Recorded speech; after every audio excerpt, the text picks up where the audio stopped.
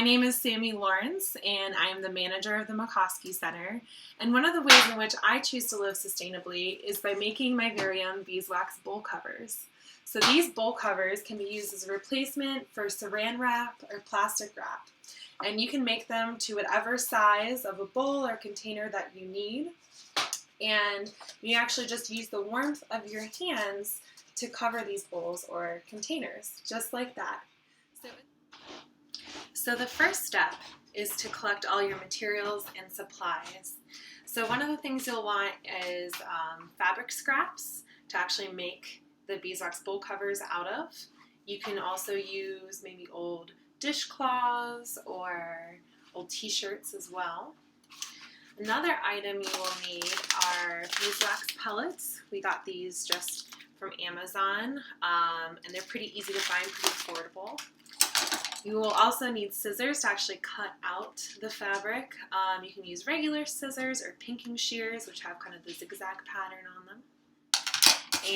And you will need a pencil or chalk to actually trace the template of your beeswax bowl cover. Of course, you'll need your templates themselves too, so bowls or plates or whatever size container that you want to use to trace and create your beeswax bowl cover shapes out of.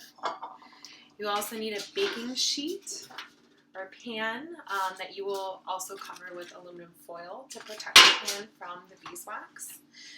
And you will want an old paintbrush of some kind so that you can actually evenly distribute the beeswax across the beeswax bowl cover once it's melted. And then finally, for the drying part, you'll want some type of yarn or twine, some type of material that you can actually hang the beeswax bowl covers on, and binder clips or paper clips or clothespins to use to hang it on. So the next step is that you'll actually want to preheat the oven to 200 degrees Fahrenheit. This is a low temperature so as to not burn anything. And while you're waiting for that to heat up, grab your baking pan and measure out your aluminum foil to put over top of it, just like that. You can also iron out your fabric scraps if you find that they have some really bad creases or wrinkles in them. You can also start to set up your drying system.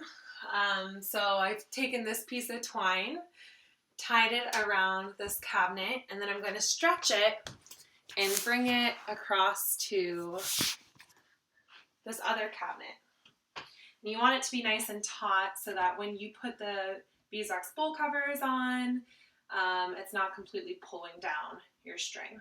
Step will be to take the container that you want to trace or use as a template, place that on the back side of your fabric, and then use the chalk or the pencil to start tracing. And usually I leave about an inch or so beyond the bowl to trace around so that you have that extra space, that extra material that you can then use to actually cover the edge of the bowl. Step is to cut the fabric, place the bowl cover onto the baking sheet on the aluminum foil.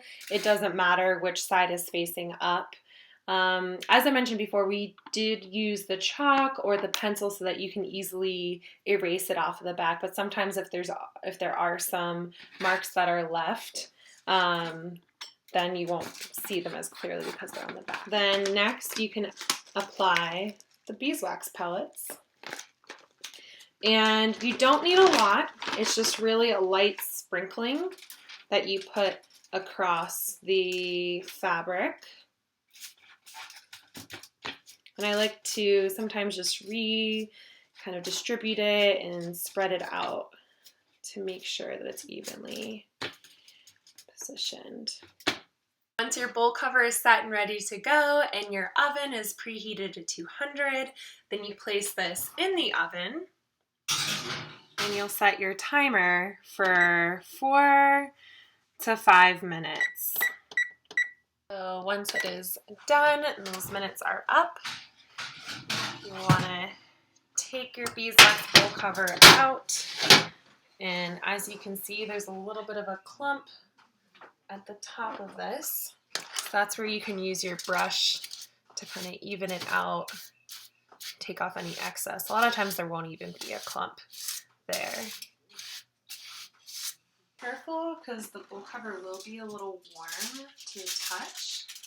So you can leave it for maybe 30 seconds or so before picking it up. And this next step is really important for making sure that it dries evenly and doesn't have any clumps left on it. You can just hang it up here. It will dry very rapidly, like in a matter of minutes. Like it's already starting to dry here. If you find that there's sections that aren't completely covered, as you can see on these edges, what you can do is simply put it back in the oven, have it remelt, maybe add some beeswax to those sections, and use your brush to spread out the beeswax fully to enclose those sections.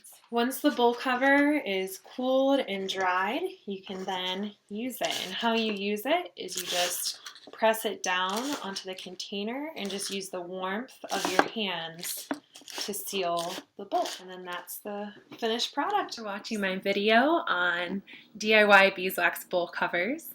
Please tune in next Thursday, April 16th, for another great video, which will be about eco-friendly ways to get around, presented by Garrett. I hope you all stay safe and have a happy Earth Month.